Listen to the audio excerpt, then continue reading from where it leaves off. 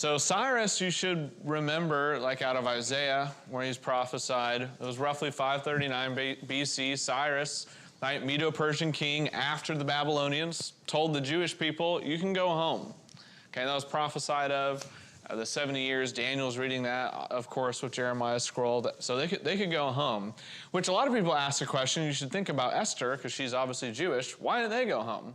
Okay, we'll talk more about that as we go along. So the Jews returned roughly 538 BC. You read that like in Ezra chapter 1. Ezra and Esther, roughly close in the same time period, by the way, because you get all the way down to Zechariah. It's not official yet, but maybe in the next quarter we'll look at Zechariah in detail. But Zechariah and Haggai, right, they start prophesying. You read about that in Haggai and Zechariah, the first chapter is Ezra chapter 5. And then Zerubbabel, who's, I believe he's the one connected with David's line. Finally, Ezra chapter 6, that temple's complete. So that's roughly 516 BC. Now, all this here, this is before Esther. Okay, this is before Esther, so here's where we are. So you get to Esther, and Xerxes, a.k.a. Ahasuerus, is the guy. Now, Xerxes is the name written in Greek, a Grecian name. Of course, he's Persian, so Ahasuerus is the Persian name. That's what's recorded in Esther. You've probably heard of Xerxes. He fights the Greeks a lot, very famously at Thermopylae. This is where you've maybe heard of him battling with Leonidas. I don't know if you guys are big movie fans or not. I can't recommend it 100% for a bunch of reasons, because it's A, for some moral stuff, but then B, historically, I don't know if you've ever heard of 300, but this guy, that's not what he looked like, but that guy, that's their Xerxes. Remember that movie? And in that movie, he's like 9 feet tall. He's like huge, which is obviously not, it's, you know, not real. But the whole point is they portray him as a god in 300 when he fights the Greeks. Now, I couldn't find anywhere where where Ahasuerus said that he was a god, but I think what's the guy who did this movie? He did the DC stuff. Zack Snyder, he did this movie.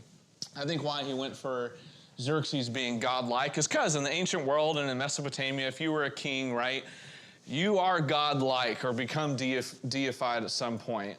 Social media has kind of made world leaders more human. We know about them. For most of human history, you just hear about a king or a warrior, whether it was Leonidas with the Spartans.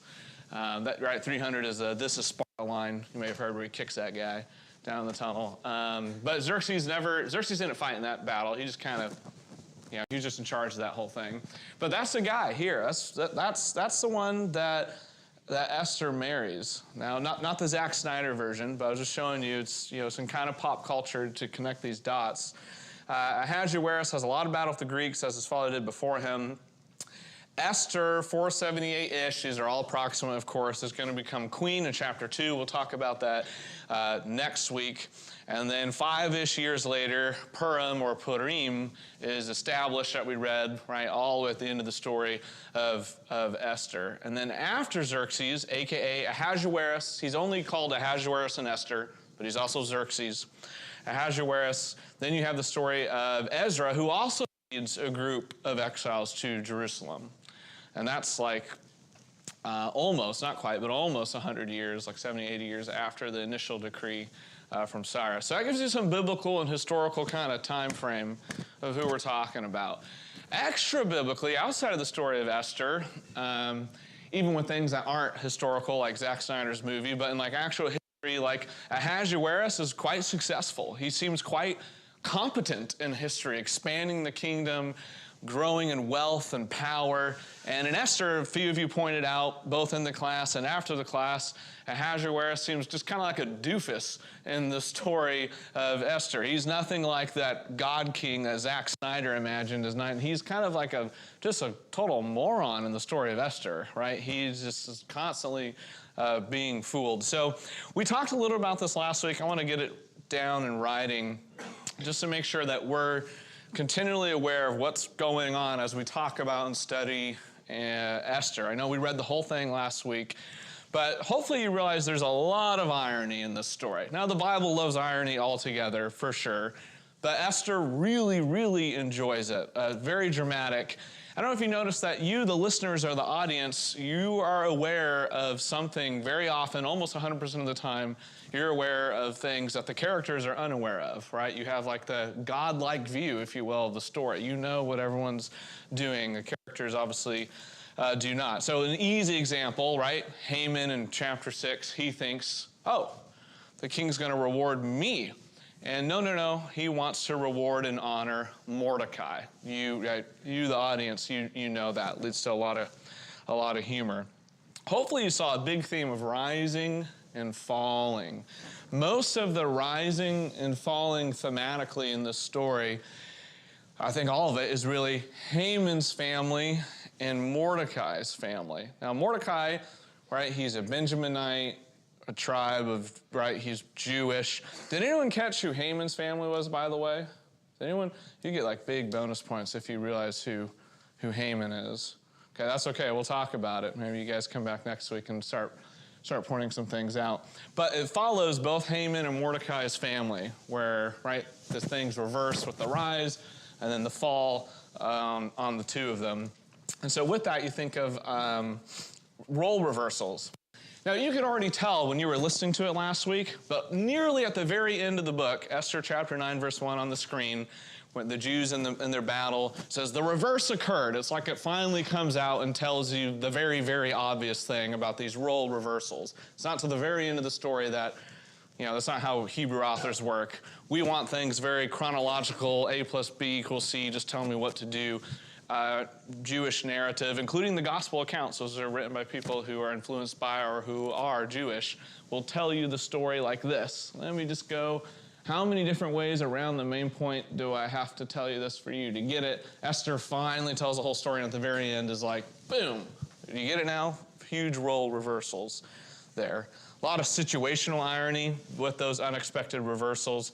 The most obvious one being Haman is ironically hung on his own gallows. What he built for Mordecai is used against him. I think Ben has used the Latin phrase that all the preachers almost use, of the lex talionis phrase. You guys heard Ben use that phrase, which is the eye for an eye, a tooth for a tooth. The punishment fits the crime. That's a biblical theme from Genesis to Revelation. And it certainly is with Haman. What he meant for his enemy falls on his own head, as Esther talks about, including his family.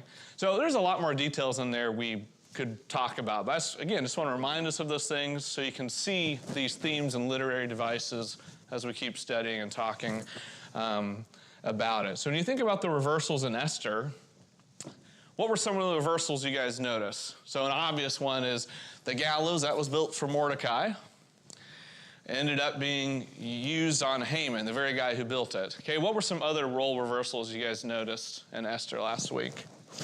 What were some big reversals where flip the script, if it will? What were some reversals you guys noticed? Yes? The Jews were, instead of annihilating the Jews, they were raised up, and people even tried to pretend they were Jews. Yes, the Jewish people have a huge swing from being the attacked to the attackers, to the point to where people pretend they're Jewish.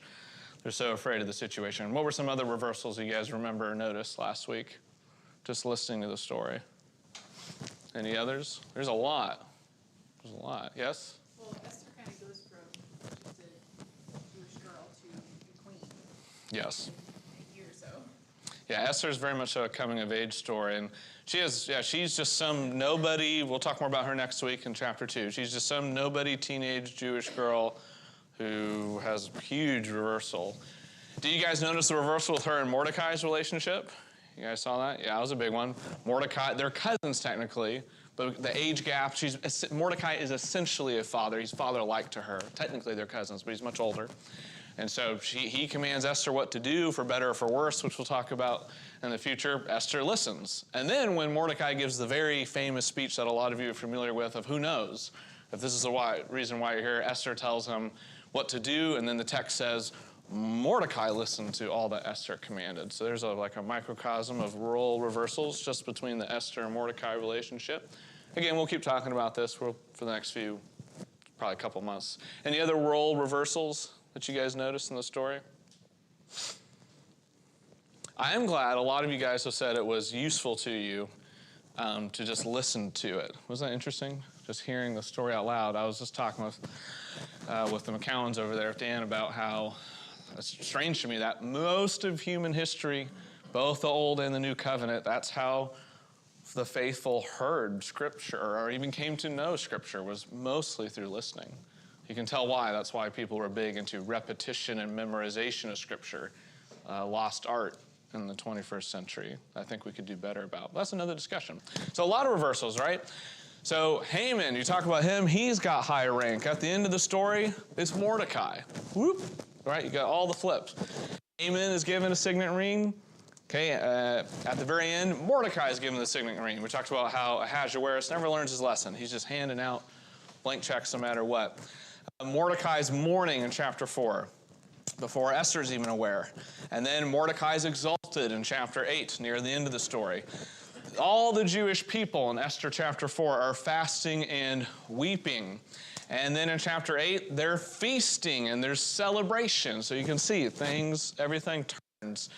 Zeresh, remember Zeresh is Haman's wife. And she's the one who tells him, hey, build some gallows to kill Mordecai on. And then when it's caught that Haman's the bad guy, one of the king's eunuchs, Harbana, suggests, hey, let's put Haman on those gallows. So roles switch. Haman's wife, Zeresh, advises Haman. And then Zeresh advises Haman concerning Mordecai. Now she's concerned about him. The roles flip. And then right in the middle, you have Haman, chapter 6, right? Seeks honor for himself. And it turns out, nope, you're going to be forced to honor Mordecai. And that's kind of like the big picture there. But you can see how this very much brackets the role reversals. And there's probably even smaller ones in between. This was from a professor I know named Nathan Ward. He did a really good job pointing out a lot of these reversals and themes. And a lot of work, but especially he's kind of known for his Esther work. But you can see right there very clearly a little chaotic type of structure of how everything flips on its head. You guys have any comments or questions about that? There's always more to say, as you can say. But we're following along, yes. And if you want these slides, by the way, I can just email them to you if you want the notes and all that kind of stuff, of course. I'd be more than happy to give them to you. Okay, bless you. Back to some of those devices. Of course, there's satire. So that's why I said Esther's funny. Actually, a lot of biblical stories are funny, as serious as they can be, right? The best movies, the best sermons, perhaps some people say, the ones that make you, laugh and cry, and also be really, sober-minded about things or be somber. Clearly, the author doesn't think much of the Persians. That's why most scholarship thinks Esther. We don't know who wrote Esther. Most scholarship thinks, well, obviously someone who was Jewish wrote Esther. They don't think very highly of the Persians. So the two Persians of high rank, of course, is Xerxes, a.k.a. Ahasuerus. Okay, and we've already mentioned about how he looks like a doofus. All he does is say, have whatever you want, Esther. Here's my signet ring. All right, problem solved. Have my signet ring again. Right, and he can't make decisions, which we'll talk about in chapter 1 today. Everyone knows how to play the king, too. A few of you mentioned that afterwards, after class last week. Everyone knows how to play the king, including Esther. And both wives, which we'll talk about tonight, both Vashti and Esther get the best of the king, so to say. They know how to play him. Everyone plays him like a fiddle. Again, he's a doofus in this story, which is very strange because in history, people are like, wow, he was so great. Look at all he did for the Persian Empire. And in Esther, he's, rather incompetent. And then Haman, of course, if you notice, as the listener or as the reader, you're always aware of his internal thoughts and emotions. There's no questioning about what is Haman thinking. Everyone knows everything about Haman and how arrogant and foolish he is. You have a thought, Josh? Well, just a thought from the standpoint of you were saying that the writer, the author of this book, doesn't think highly of the Persians. Mm-hmm. The author's God. Well, yes. So, you're really looking at what is a more realistic historical view of where the Persians were at in his mind. Sure. At the time than what history maybe necessarily shows. Mm-hmm. Yeah, I know it's not what you're trying to do, but I don't care for the gotcha questions between the ultra-liberals and conservatives of only God wrote the Bible and only men wrote the Bible. You have a huge problem if you can't. Did people write the Bible? Yes. Did God write the Bible? Yes. But that's a very astute point about, as grand as they look, God, they're puny in the sight of God. Which, again, we will talk about this. God, not mentioned. No law, nothing explicitly quoted from the scriptures, no Lord, no Yahweh, nothing. God is not in there. The closest we talked about last week was the fasting and the fact that they're Jewish. That's as close as we can get to God in this story. They're not there. A lot of satire. So also more irony, as we'll talk about tonight, a lot of drunkenness. You guys pointed that out last week. Every single decision involves alcohol in the story. Again, you can tell, okay, this guy's not that bright. The leaders of the Persians aren't that bright. And very closely tied in with drunkenness is excess, or perhaps we could say gluttony, the parties, the drinking, the feast, the riches, the opulence you guys were pointing out, especially what we're about to read in Esther chapter 1, is just repeated again and again and again. And then the excess, even in the edicts. You guys notice there's a problem? Again, some of you guys were pointing this out last week. There's a problem, and then there's a wild overreaction to solve the problem, right? Haman, which we'll talk about how arrogant he is. Only one Jewish guy won't bow down before Haman, and Haman's solution is, so let's commit genocide and kill all the Jewish people, right? It's crazy. And we're gonna have that same type of overreaction in Esther chapter 1 with, what do I do with my queen who won't listen to me in front of all my friends and my generals and stuff? What am I supposed to do? And everyone just overreacts. And I kind of already mentioned this, but obviously a lot of foreshadowing. Though there is no explicit quotations, there are certainly a lot of rhyming and mirroring thematically from other Old Testament stories that we will talk about over the next several weeks. It'll connect to other Old Testament storylines, and those are very closely linked with those role reversals that I was just talking about for several minutes with that outline on the screen. Those are very much so connected. So there's no quotations of other biblical stories, but you start thinking about patterns from other biblical stories, and you'll begin to start naming 1, 2, 3, 4, 5, and you're like, okay, I've seen this happen before. And so I think Esther's definitely playfully I'm doing that for sure. Okay, and then here's the big picture outline. Here's the big picture outline. A lot of ways you can do it. This is also from Dr. Ward. So what we're talking about tonight is this very arrogant, boastful feast that Xerxes Ahasuerus throws. That's where it begins. Okay, next week we'll talk about how Esther wins her queenship. And then we'll probably get into chapter 3 as well. And then we'll talk about the king's life is spared by Mordecai at the end of chapter 2. And then Haman has his wicked plot that he devises, and Ahasuerus just blindly goes along with it. Okay, and then we had the banquets. There's banquet number 1 that Esther has for the king and Haman. And then there's the middle of the night. So F right here, this is the middle, this is the swing point of the story. We will come back and talk more about this in detail. Chapter 6 is the swing point of the whole story, where Haman thinks everything's going to work together, and then there's a bunch of coincidences, and then the next day there's second banquet that Esther throws for the king and Haman. Then the plot, right, again, you can see all the reversals here. The plot's foiled. The Jewish lives are saved. Esther, then there's more to the story, right? Esther has to win a second day for the Jews in Susa. And then the Feast of Purim or Purim is established. So that's kind of a general outline. But again, we'll talk about it as we keep going. But just highlight the middle of the story, the turning point, where everything goes for the Jewish people and against Haman is chapter 6, when the king can't sleep. And they just happen to read from the Chronicles that, oh, Mordecai saved your life, and we didn't do anything about it. And that's where the tides turn. And a lot of you guys already were saying, okay, here's where we're seeing providence, right? Here's where we're seeing God in action, though he is not mentioned. Okay, is there a comment or question about this outline before we get into chapter 1? Again, if you want these slides, or I can send them to you via email. But chapter 6, that's the crucial point. It's the middle of the story. That's where everything swings back. Yes? Is that the name of the book, God Unseen? Yes, that's the name of the book from Nathan Ward. Yes. Because I think the opposite of this book. This Well, is where you see God, you just don't see his name. but You see what he's doing. you see what he's doing, but to be able, like, God's not mentioned in the book. No, he's not mentioned, but I see him in the book. Yeah, his point is not that God's not in the book. His point is that you see him despite, Right. It's kind of like your life now, honestly. It's kind of like our lives right now, which is what this makes spoiling stuff, but why not? This is maybe one of the reasons why not say the God of Israel or Yahweh in the story? Could be very much so relatable to the readers, even thousands of years ago, certainly to us right now.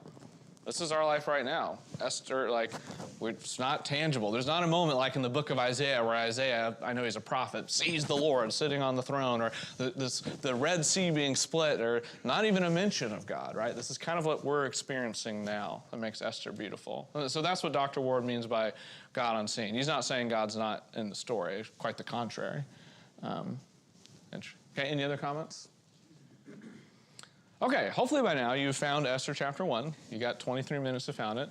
And so if you take a look in there, Esther chapter 1, I'll go ahead and here's a map of the Persian Empire. I'll read just the first couple of verses, right? The following events happened in the days of Ahasuerus. I'm referring to that Ahasuerus who used to rule over 127 provinces extending all the way from India to Ethiopia. And in those days, as King Ahasuerus sat on his royal throne in Susa the citadel, in the 3rd year of his reign, he provided a banquet for all his officials and all his servants. The army of Persia and Media was present, as well as the nobles and the officials of the provinces. Okay, so you can tell not modern day India, goes way further south, but India to Ethiopia, like the Persian Empire, the Medo-Persian Empire, is rather large. And then you can also tell over here all the fights with Leonidas and the Spartans and the Athenians, the Greeks, all that over here is a constant thing of win-lose, but between those two. So you guys remember who's the big bad empire after the Persian Empire, the Medo-Persian Empire? Who? The Greeks, yes. A lot of you guys know, right? The Greeks, again, you've heard me say this before, it's why the New Testament's in Koine Greek. Alexander the Great takes over everything. Then after Alexander the Great, you'll get Rome. Right now, it's the Medo-Persian Empire. They come right after the Babylonian Empire. Daniel deals a lot with this, of course. I have in a blue box there Susa. Pretty much right in the middle, smack dab in the middle of Mesopotamia, by the rivers down there, pretty close to Babylonia.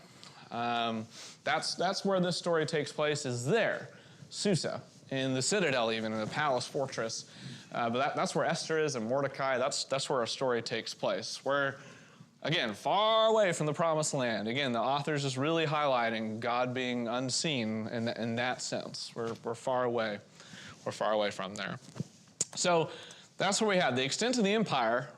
I know even today we're like, wow, that's a lot of land. Imagine back then in those days, or here, like knowing about these empires, right? This is pretty much everything that you know of. So I know, the West has been discovered, so to say, and like the new continent and all that stuff, but imagine the whole world, literally the whole globe controlled by, I guess for us, what would be scary would be like China or Russia or something like that. Imagine the whole world's controlled by communist China. That would be rather horrifying, wouldn't it? Okay, that is the reality for other nations, for the Babylonian, for the Persian, for the Grecian, for the Roman Empire. That's the reality for the Jewish people. The whole world, as far as they're concerned, the whole world is controlled by the bad guys.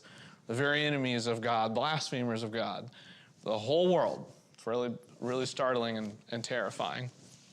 Okay, let's get at verse 4. Ahasuerus displayed riches of his royal glory and the splendor of his majestic greatness for a lengthy period of time, 180 days. And the net puts it this way, to be exact, which is interesting, 180 days. So like half a year of partying. Okay, and scholars debate, is this like to exaggerate to make a point of just how wasteful they are? Is it kind of like you get home from work and the party's back on? I don't know. I don't have a strong opinion. But the point is, it's really long and extravagant. And when those days were completed, the king provided, as if it's not enough, a 7-day banquet for all the people who were present in Susa, the citadel. Okay, there's the city. And for those of the highest standing, all the way to the most lowly, it was held in the court located in the garden of the royal palace. So you just zoomed way in. The whole empire, Susa, the citadel in Susa, the garden of the king and his palace there.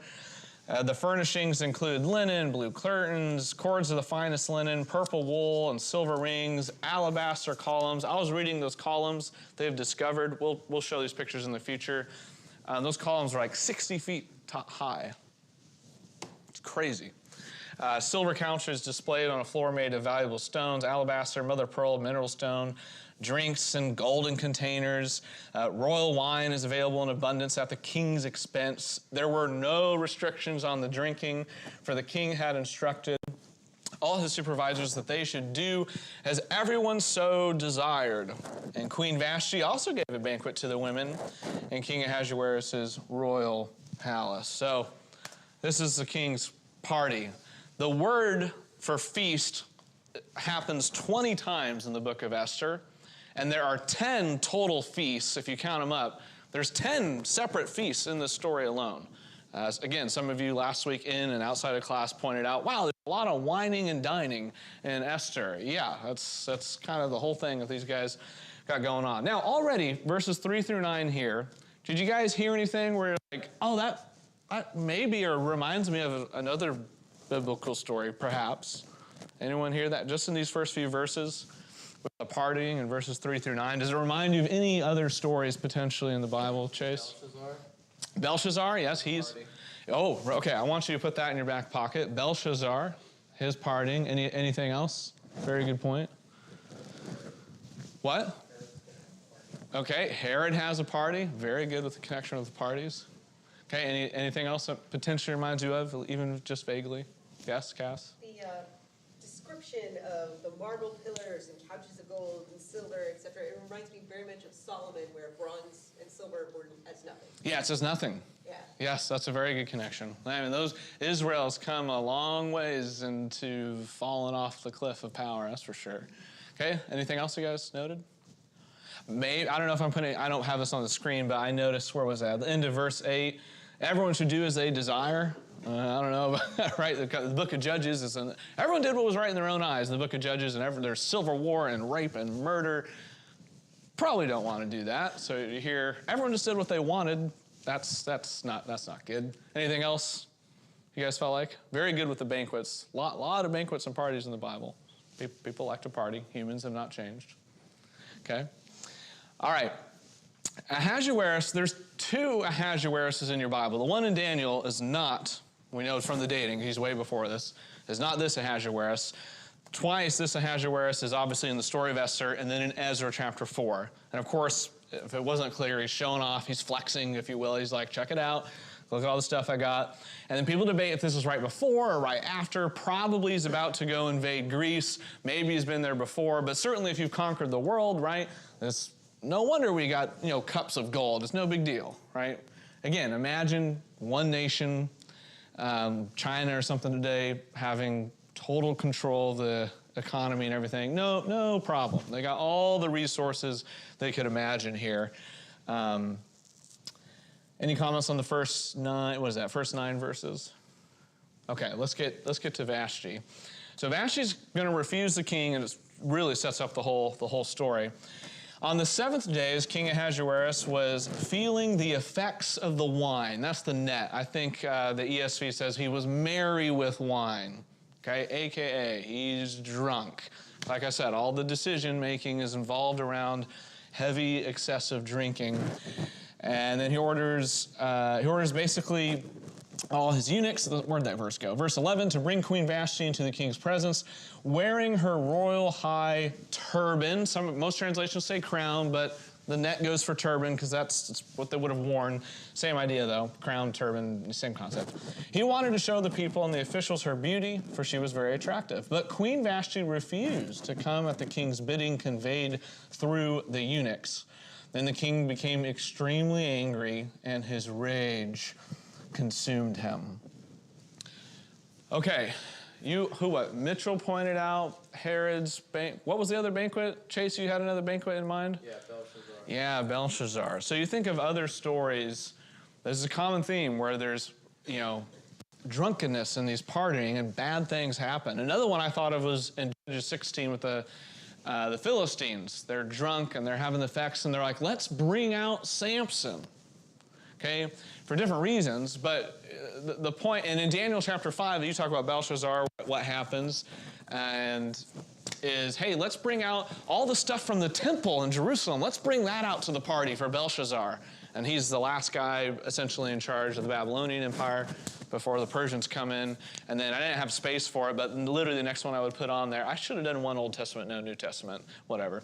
But Mitchell's one came to my mind, which is, hey, everyone's drinking, having a good time. Herod there is, it's really gross, I think sexually pleased at the dancing. And he's like, have whatever you want. And what does she want? Let's cut off John the Baptizer's head. So there's a big theme in the biblical story of just immorality, licentiousness, and drinking, and then for entertainment, let's have something just awful happen. Let's mock this guy and kill Samson. Let's, etc. You guys get the concept. So this is what I'm talking about, and we'll keep seeing it in Esther, which is, no, it's not quoting out of Daniel, for example, or Judges, but the themes are there. They're very tangibly there that Esther's mirroring off of these stories. Maybe this is for the ladies. It seems like a given, and the way I've put it on the screen, parading herself probably is what's up. Vashti, she refuses to come out wearing the royal crown. I mean, why? Because some people might say, hey, I don't have a definitive answer in my mind. It's an open-ended question. Because some people might say, here's my chance to get in the limelight. Because notice, the same thing for Esther. It's not like the king and the queen are like very equal. The eunuchs go on behalf of the king to go tell the queen stuff, and that's how they communicate in this whole story. Okay, if you're Vashti, why are you like, yeah, no thanks, I don't want to go out there? Why? Because if someone's power hungry, in my mind, they'd be like, well, maybe it's because I'm a guy, but maybe it'd be like, well, here's my opportunity to get in the limelight. Okay? Could be very... There we go. I was hoping to get some kind of answer like that from one of the ladies. Anyone want to add on to that? Can you sum it up better? Who wants to go be paraded in front of a bunch of men and a bunch of drunk men on top of that?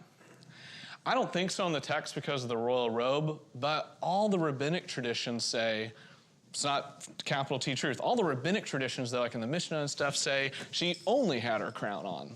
Now that would be like next level type of stuff. Most scholarship's not convinced of that, but the ancient Jews, when they commented on the story, a lot of them were saying that's the case. Possible. I don't think so, but possible. The point though is, let's just ogle over her, make her look super pretty. Nothing worse than being paraded like that. It's pretty horrible. Any other comments about that? Seems pretty like a given. Why, if you're Vashti? No, I'd rather not. Okay, let's keep reading. What time is it? Okay, we're not too bad. Verse 13, then the king inquired of the wise men. For the sake of time, let's just skip down to verse 15. The king asks, essentially these are wise men. He says, they say, by law, what should be done to Queen Vashti in light of the fact that she has not obeyed the instructions of King Ahasuerus conveyed through the eunuchs? What do we do here? Memucan then replied to the king and the officials, or Memucan, however you want to say it, that the wrong of Queen Vashti is not against the king alone. So these are the exaggerations we're talking about, but against all the officials and all people who are throughout all the provinces of King Ahasuerus. I mean, what a jump that is. Verse 17, for the matter concerning the queen will spread to all the women, leading them to treat their husbands with contempt, saying, when King Ahasuerus gave orders to bring Queen Vashti into his presence, she wouldn't come. And this very day, the noble ladies of Persia and Media have heard of the matter, the royal officials, and there will be more than enough contempt and anger. If the king is so inclined, let a royal edict go forth from him, and let it be written in the laws of Persia and Media that cannot be repealed, that Vashti may not come into the presence of King Ahasuerus, and let the king convey her royalty to another who is more deserving than she. And let the king's decision that he will enact be disseminated throughout all his kingdom, vast though it is. A lot of kissing up, I feel like. Then all the women will give honor to their husbands, from the most prominent to the lowly. Okay, verse 21, the matter seemed appropriate to the king and the officials. So the king acted on the advice of Memucan, and he sent letters throughout all the royal provinces, to each province according to his own script, and to each people according to their own language, that every man should be ruling his family and should be speaking the language of his own people. So we see that in Daniel, right? Even though Darius doesn't want it, he's like, well, we got to put Daniel in the lion's den. It can't be repealed. Remember that when Mordecai gets the signet ring. How do you undo something that can't be undone? That's quite the conundrum for Mordecai at the very end of the story. So remember that. But Persian law can't be repealed. We see that in Daniel. Some scholarship, extra biblically, we don't have that recorded. Same for Vashti, Esther, etc., though there's only so much we know about this time period. Arguments from silence, by the way, for people who are skeptical of the Bible. Arguments of silence of anything are bad arguments. Usually those are just bad arguments here. But a lot of scholarship feels like, why would you do this? It's so dumb that you have laws that can't be repealed. And I'm just like, have you seen the government at work anywhere else? Like, I mean, I don't know why they couldn't have that kind of dumb of decision making. Maybe it has to do with the authority of the king. I don't know. Why do you think the officials are so concerned about all the other women throughout this giant empire somehow being rebellious against their husbands? Why are they concerned about that? Why do they think it's going to be so widespread, and why are they so worried? You'd think that they were talking about rebellion, like people are going to take up swords, like a civil war type of thing. No, they're just talking about people's wives being unruly at home. Why are they so freaked out about this potentially? Ricky? Well, if anybody that's ever been married, want to be married, mama rules the roost. I mean, fair enough. You know, in history, anytime the lady, when they decide to stop, whatever, they rule, man. That's just the way it is, because it's a beautiful thing. You know, I'm just saying. Okay, so It's when the queen says, "Hey, this is the example that I'm setting," and the ladies go, "Well, what does she got? What I ain't got?" You know, and okay, and the men, you know, it's a human problem that ain't gonna go away. I know that. fair enough. Now, I don't know if I would be looking to these guys for a moral example, though. No, you know, that's Yeah, the whole point. that's what you're saying? Yeah, Kim had a thought, and then there was another hand over there. I guess I always saw it as he was so embarrassed that he wanted to have the last say in it, to have the power struggle. That's definitely part of it, for sure. Okay, that's what I always thought. I definitely think that's part of it, yes. Jesse and Mitchell. Yes, I mean, it seems like, there's a huge audience, right, that's there. And it doesn't say exactly like if everyone heard him give the order. I don't think it makes that very clear.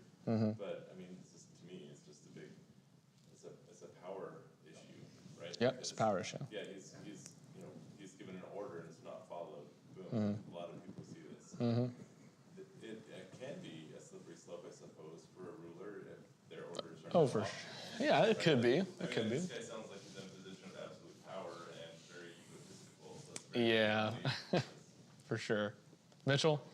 Yeah, the whole empire is like a house of cards. If somebody doesn't listen to the emperor, I mean, it starts a whole system of things. I mean, if you read the ancient history, these guys would kill people and their whole families for just the most small slights, because they had to keep this ultimate power and fear and ultimate fear over everyone. So Yes, that's why very talk true. them back?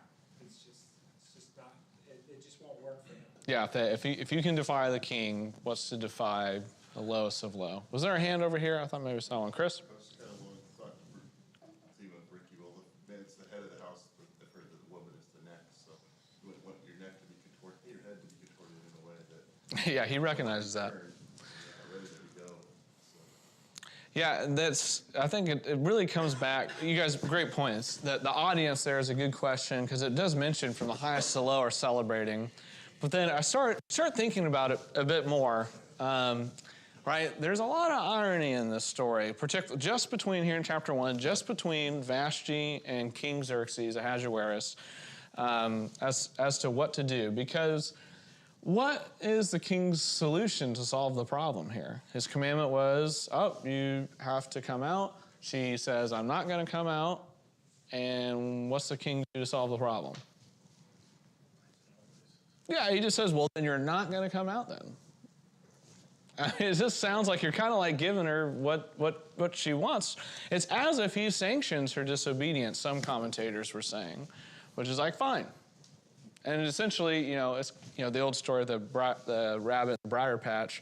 It's kind of fine. Have what you want. Some kids that way, it's like you want to go to your room, and kids got this is my move, right? They got the Game Boy maybe the Game Boy underneath the bed or something. Like, yeah, I do want to go back to my room. Just give them what they want. It's like he sanctions her disobedience. Fine, then you won't come to my presence. So just stay out there. So that could be strange. The other thing that could be asked is, well, how many people would even know? I guess that's up for debate.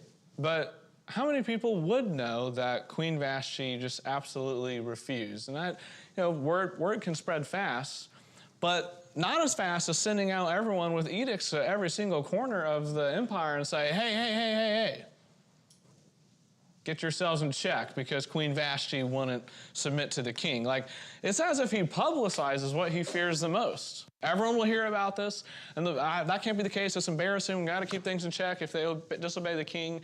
And then he announces her disobedience and rebellion to literally the whole kingdom. Maybe they would have heard. I'm rather skeptical, which is like very, very strange conclusion to do that. And then the last thing, of course, I think that, to be fair, it's cheating out of chapter 1, but we read the whole book already, and you know the story, is, well, now to solve the problem, he doesn't have a queen, there is no wife, and so now this is setting the stage for Esther, which is, well, now we got to find a new wife, we got to find a new queen, and he's going to replace his wife with a new wife whom will have even more control than Vashti, though I don't think he's going to know it because he's a doofus in the story. But he's going to have, the new queen's going to have even more power, and by doing the opposite, by not showing up, Queen Esther is going to show up uninvited. She was invited to come, refuses to show up. Esther's going to switch that around, uninvited, show up, and have even more power than Vashti. So there's a lot of irony here going on, which is already showing a lot of insecurity and incompetence from Xerxes' point of view. All right, read Esther chapters. Let's read chapters 2 and 3. I think we can get through 2 and 3 next week. Read Esther 2 and 3 for next Wednesday. Appreciate it, guys.